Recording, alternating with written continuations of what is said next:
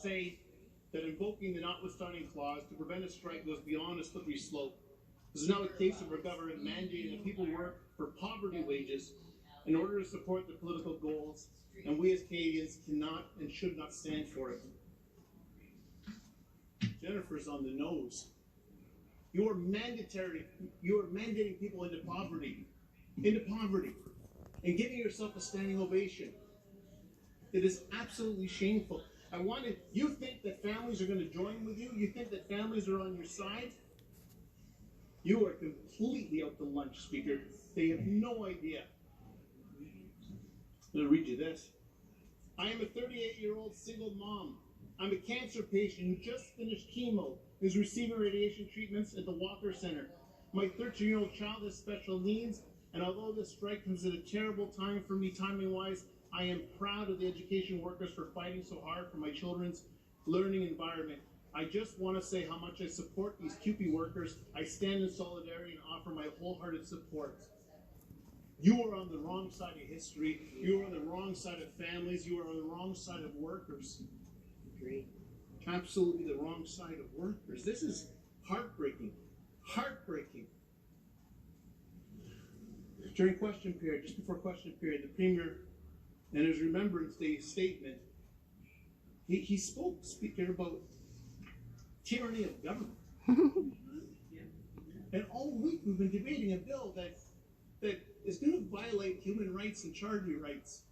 That the members of this government are going to go to Remembrance Day ceremonies on the 11th and stare at a cenotaph lined with names of people who have died to provide the rights and freedoms that we have for. And they're going to pretend that they care. The same way they pretend that they're caring about parents, the same way they pretend they care about kids, the same way they pretend they care about these workers, and they do not care. They do not care. And their friends are walking out the door, Speaker. They are walking out the door. I want to read this.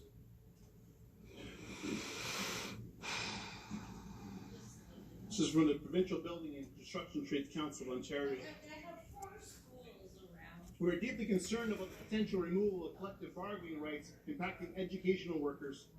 Collective bargaining is a fundamental right of working people that has been repeatedly upheld in the Supreme Court of Canada, is enshrined in the Charter of Rights and Freedoms.